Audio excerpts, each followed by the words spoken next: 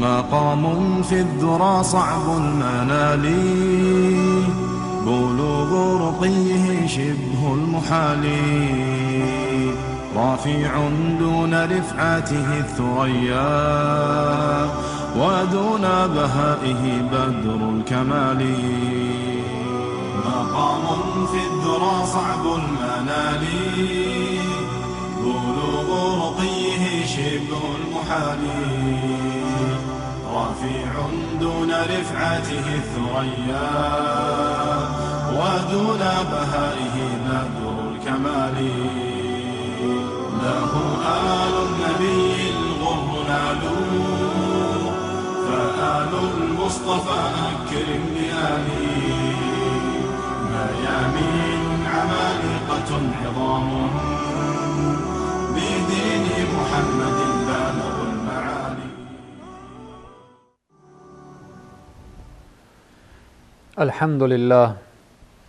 الحمد لله رب العالمين، والصلاة والسلام على رسوله محمد وعلى آله وأصحابه ومن تبعهم بإحسان إلى يوم الدين.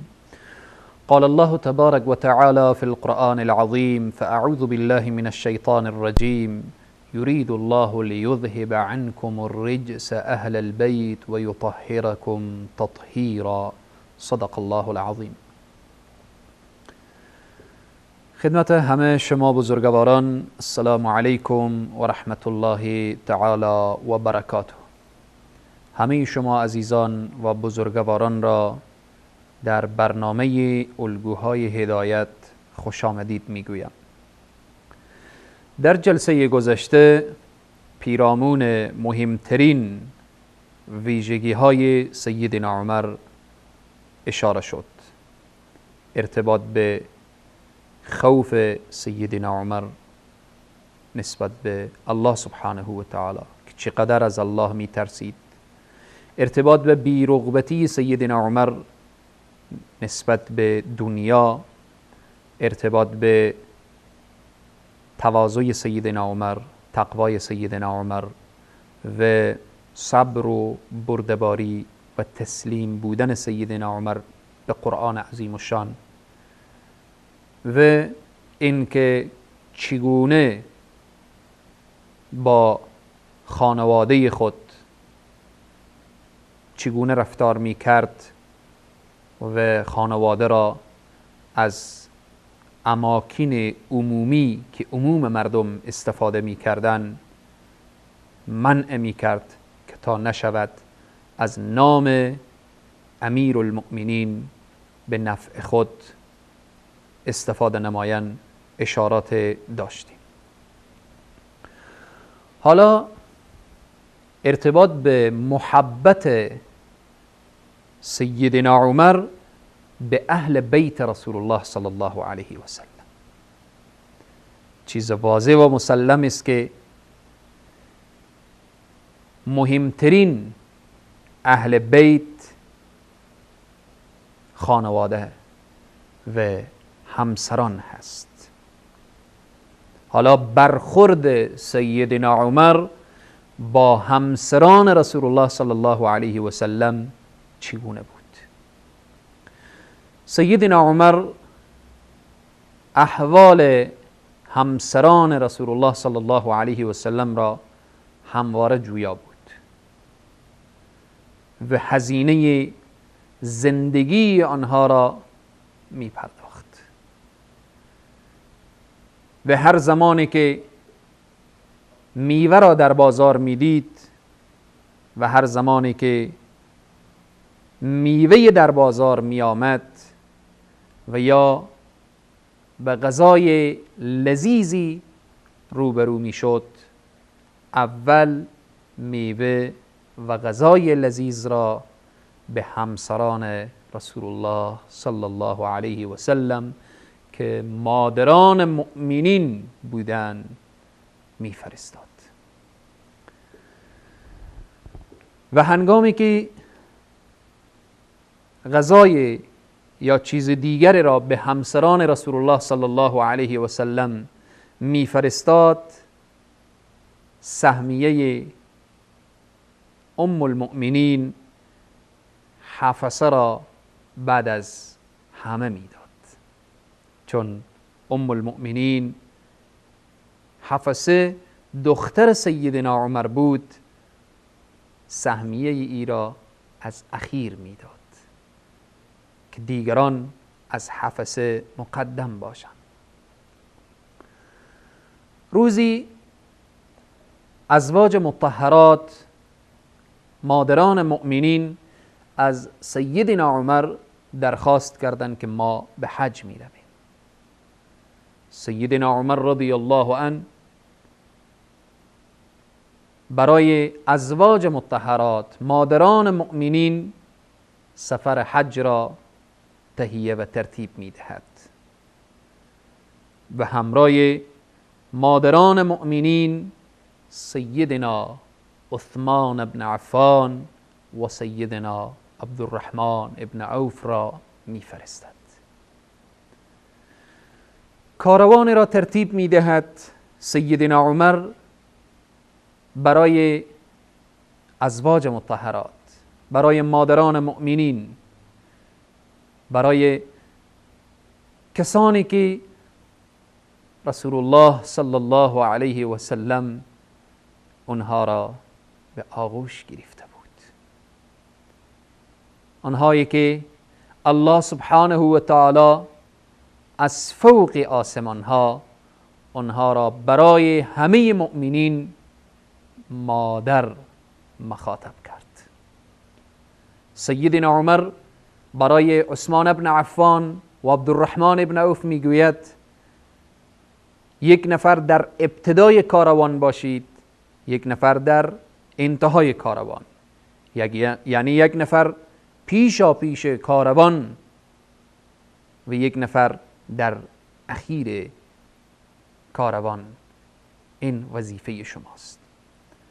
توصیه دیگری که سیدنا عمر دارد که ای عثمان و ای عبدالرحمن، هنگامی که ازواج مطهرات مادران مؤمنین استراحت می کنند در مسیر راه، در یک دره آنها را ببرید که استراحت کنند و شما وظیفه دارید که به دروازه اون دره فقط استاده می شوید و در خدمت اونها استراحت کنند و شما نگهبانی می کنید و شما از اونها حراست و پاسداری داشته باشید. سیدنا عمر رضی الله عنه توصیه دیگری دارد. هنگامی که به مکه مکرمه رسیدید، مطاف را برای مادران مؤمنین خلوت می کنید. هیچ کس حق ندارد بدون فقط برای زنها که وارد مطاف شود. مطاف فقط تعلق داشته باشه هنگامی که مادران مؤمنین طواف میکنن، مخصوص زنها باشد.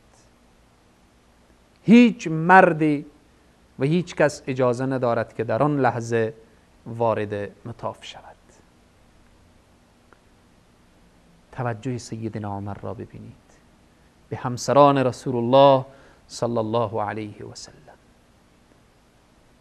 مادران مؤمنین روان می شوند طرف حج و حج می کنند و پس بر می گردند صحیح و سالم به مدینه منوره. این احترام و محبت سیدنا عمر به اهل بیت رسول الله صلی الله علیه و سلم که عبارت از همسران رسول الله صلی الله علیه و سلم باشد. رفتار سیدنا عمر، محبت سیدنا عمر با علی ابن ابی طالب خیلی مهمه. رفتار سیدنا عمر، احترام سیدنا عمر، محبت سیدنا عمر با علی ابن ابی طالب و فرزندانش که امروزه دشمنان صحابه فکر میکنن که اینها دشمن بودن، فکر میکنن که اینها با همدیگر محبت نداشتن. دشمنان صحابه امروز فکر میکنن که بین سیدنا علی و سیدنا عمر عداوت و دشمنی بوده، ولی ندانستن. آنها را آن ابلیس ها و شیاطین انسی که به نام آخوند و روحانی مطرح شده مردم مسکین و بیچاره را فریب دادند. مگر نه ببینید که بین سیدنا علی و سیدنا عمر چگونه ارتباطی بوده. سیدنا عمر رضی الله عنه در کارهای مهم با سیدنا علی مشوره میکردن، مشورت داشتن. با عنوان مشاور ارشد سیدنا علی در کنار سیدنا عمر بودن و سیدنا علی با اخلاص کامل و دلسوزی مشورت میدادن که من نمونه های را اشاره می کنم. وقتی سیدنا عمر میخواست که خودش به جنگ و جهاد به طرف فارس شرکت کنه، سیدنا علی چی مشوره داد؟ وقتی که میخواست سیدنا عمر با لشکر راهی فارس شود، سیدنا علی ابن ابی طالب استاده شد و گفت ای عمر، من مشورت هم نمیدهم و اجازه هم نمیدهم که شما بروید. اجازه نیست که شما از مدینه بیرون شوید. اگر لشکر مسلمین در فارس شکست بخوره، پس بر میگردن میاین در کنار شما برای اونها یک قوت قلب قرار میگیرید. اگر خدای نخواسته شما در لشکر باشید و لشکر شکست بخوره، او وقت مسلمان ها کجا پناه ببرن؟ و دشمن هم میگه امیرالمؤمنینشان همراهشان بود. شما ببینید چی محبتی هست. اگر علی ابن ابی طالب دشمن سیدنا عمر می بود، مشورت میداد که برو در خط اول تا اینکه کشته بشی و بالاخره از بین بری. ولی سیدنا علی ابن ابی طالب اجازه نمیدهد که سیدنا عمر در جنگ با اهل فارس و فارسی ها شرکت کند. وقتی زمانی که سیدنا علی ابن ابی طالب میشنود که قضیه فتح بیت المقدس پیش می آید، سیدنا عمر وقتی مشوره می کند، سیدنا علی ابن ابی طالب می گوید ای امیر المؤمنین، من در این وقت مشوره می بینم شما بروید، چون جنگ نیست، فتح است، کلیدهای بیت المقدس فقط به دست شما تسلیم می شود. اینجا سیدنا علی ابن ابی طالب مشوره می دهد که عمر ابن الخطاب برود. زمانی که سیدنا عمر فاروق می خواهد طرف بیت المقدس روان بشه، سیدنا علی ابن ابی طالب را در مدینه جانشین خود قرار می دهد. یک لحظه فکر بکن، محبتی که بین علی ابن ابی طالب و عمر ابن الخطاب هست. نمیدانم چرا امروز دشمنان اسلام و قرآن میخواهند بین علی ابن ابی طالب و عمر ابن الخطاب دشمنی را برای دیگران معرفی کنند که اینها دو دشمن بودند. سیدنا عمر ابن الخطاب میرود علی ابن ابی طالب را بعد از خود جانشین قرار میدهد و امور مسلمین تا سیدنا عمر برمیگرده دست سیدنا علی ابن ابی طالب هست. این از محبتی که سیدنا عمر ابن الخطاب به سیدنا علی ابن ابی طالب داشت و محبتی که سیدنا علی به سیدنا عمر رضی الله عنه داشت. همچنین مسئله دیگر که ارتباط به محبت سیدنا عمر به اهل بیت دارد که با حسن و حسین و با سایر اهل بیت انشاءالله بعد از یک میان برنامه بیان می شود. با ما باشید.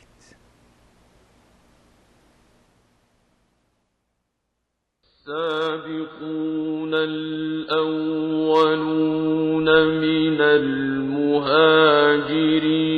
والسابقون الأولون من المهاجرين والأنصار السابقون الأولون من المهاجرين والأنصار السابقون الأولون من المهاجرين والأنصار والذين اتبعوهم بإحسان رضي الله عنهم ورضوا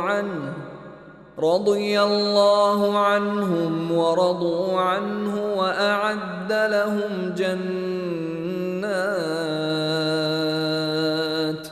وأعد لهم جنات تجري تحتها الأنهار خالدين فيها أبدا ذلك الفوز العظيم. الله از پیشگامان نخستین که همان مهاجرین و انصارند و کسانی که به نیکی از آنان پیروی نمایند راضی است و آنان نیز از الله خوشنودند و الله برایشان باغ‌هایی آماده کرده که از فرودست آن جوی بارها جاری است و جاودانه در آن خواهند ماند و این رستگاری بزرگ است.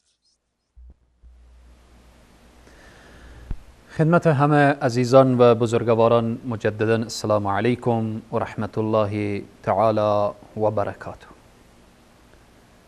بحث ما پیرامون محبت سیدنا عمر به اهل بیت رسول الله صلی الله علیه و سلم.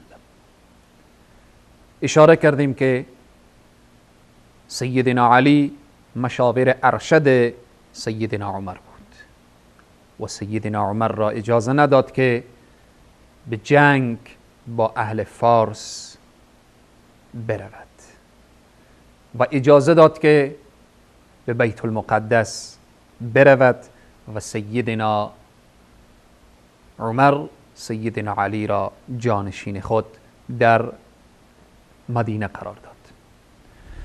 همچنین سیدنا عمر برای حسین ابن علی می گفت که ای حسین جان، بعضی وقت بیا و احوال ما را بگیر، بیا در خانه ما، بیا که من تو را ببینم، هر روز با تو ملاقات داشته باشم. روزی از روزها سیدنا عمر با حضرت معاویه با هم گفتگو می کردن.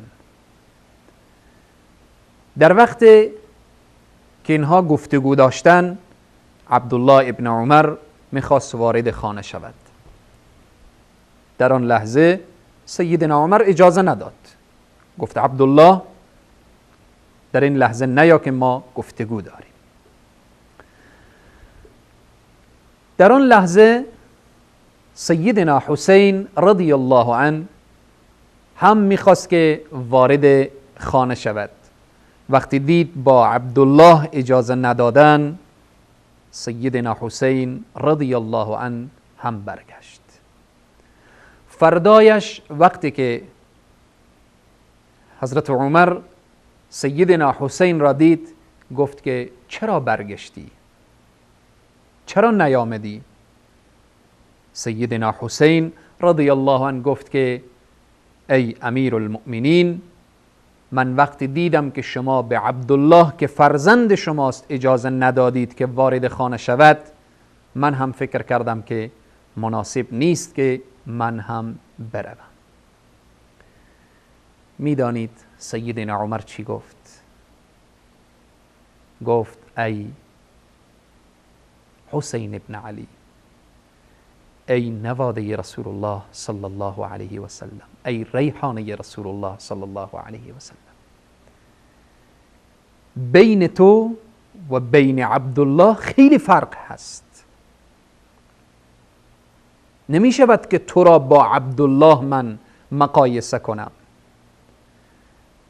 سیدنا عمر دست خود را بر سر سیدنا حسین رضی الله عنهما گذاشت، گفت که این همه عظمت و شکوهی که ما داریم همه از جانب الله است و از جانب شماست.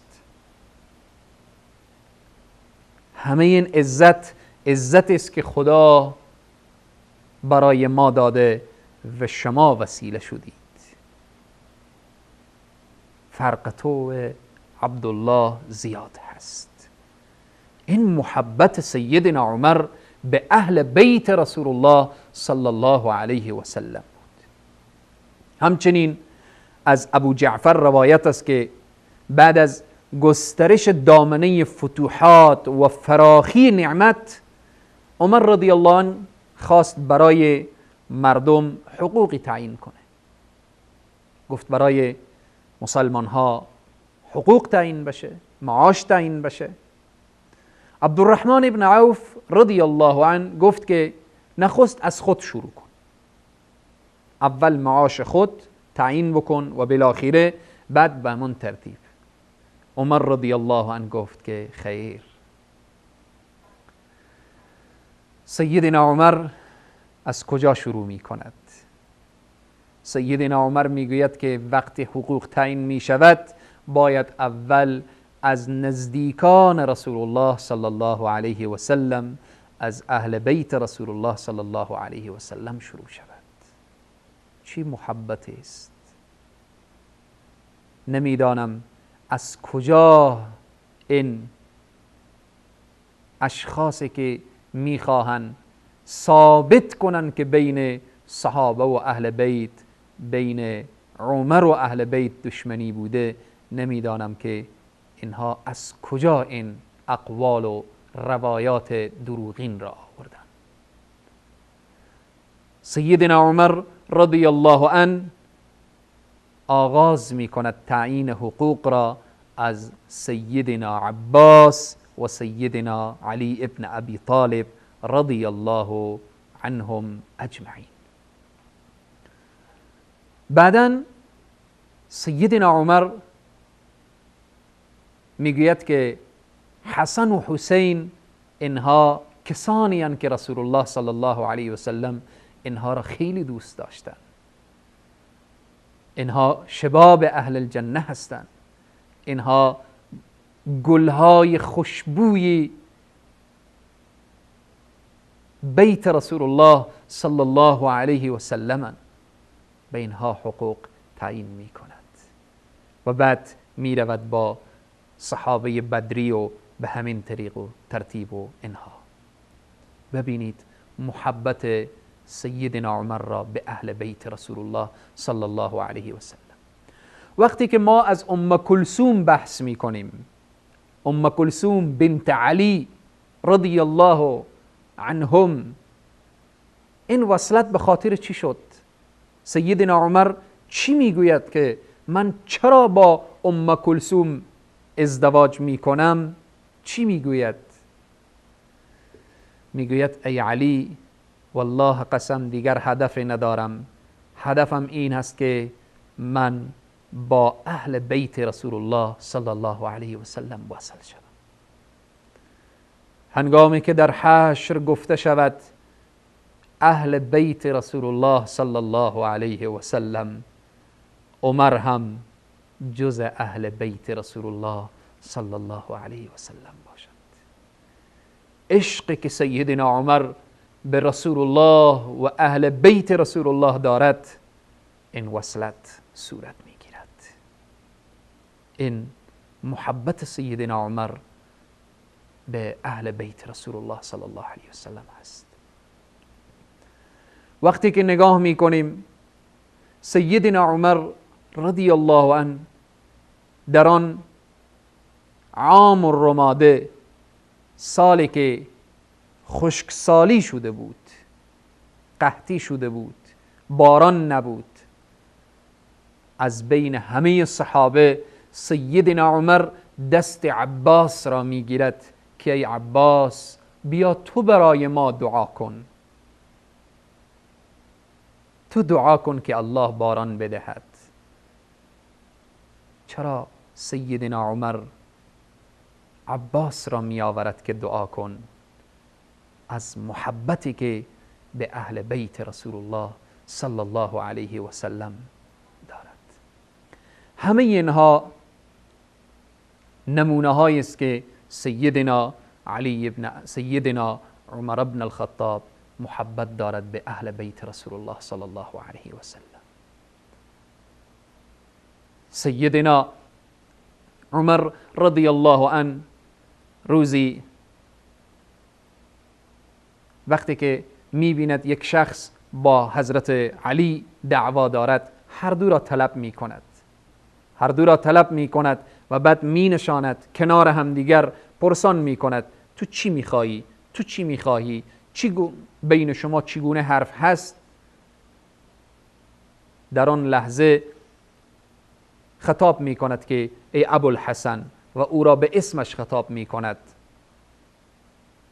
بعد از این که گفتگو ختم می شود، سیدنا علی ابن ابی طالب تا اندازه آزرده خاطر معلوم می شوند. سیدنا عمر می گوید ای علی، ای ابوالحسن، آیا از این برخوردی که شما را کنار همدیگر شاندم و از شما پرسان کردم آیا آزرده شده اید؟ سیدنا علی ابن ابی طالب می گوید نه خیر ای امیر المؤمنین، ای فاروق اعظم، از این رنجیده نشدم که از ما سوال کردی و ما را کنار همدیگر قرار دادی. فقط چیزی که در دل من گشت، او را با نامش صدا کردی و مرا با کنیه اش. هنگامی که ما هر دو کنار همدیگر قرار گرفتیم، باید یا هر دو را با نام صدا می کردی و یا هر دو را با کنیه. سیدنا عمر چه کار می کند؟ بر می خیزد، پیشانی سیدنا علی ابن ابی طالب را می بوسد. الله اکبر. که ای علی، تو هستی که مرا متوجه می سازی، تو هستی که مرا خلاصه رهنمایی می کنی. خیلی مهمه. فاروق اعظم حرکت می کند، علی ابن ابی طالب را به آغوش می گیرد، پیشانیش را بوسه می زند. این اوج محبت بین علی ابن ابی طالب و بین عمر بن الخطاب هست. الله سبحانه و تعالی بر ما توفیق بدهد به این که بدانیم، متوجه باشیم اینهایی که میخواهند بین اصحاب رسول الله و اهل بیت رسول الله شگاف ایجاد کنند، والله قسم اینها به اسلام و مسلمین هیچ ربط و ارتباطی ندارند. اینهایی که بگن که ما به ابوبکر و عمر و عثمان کار نداریم، به صحابه کار نداریم، نعوذ بالله اینها مرتد شدن، فقط علی و اهل بیت رسول الله رو دوست داریم، اینها هیچ ربط و ارتباط و هیچ نسبتی به اسلام و مسلمین ندارند. کسی که دشمن عمر فاروق هست، دشمن علی ابن ابی طالب هم هست. هر انسانی که دشمن علی ابن ابی طالب هست، دشمن عمر فاروق هم هست. هر انسانی که دشمن فاطمه الزهرا باشه، دشمن عایشه صدیقه هم هست. هر انسانی که دشمن عایشه صدیقه باشه، دشمن فاطمه الزهرا هم هست. محبتی که بین اهل بیت و بین صحابه بود، به هیچ جای ما سراغ نداریم. عمر فاروق از علی ابن ابی طالب مشوره میگیرد. عمر فاروق علی ابن ابی طالب را جانشین خود قرار میدهد در مدینه.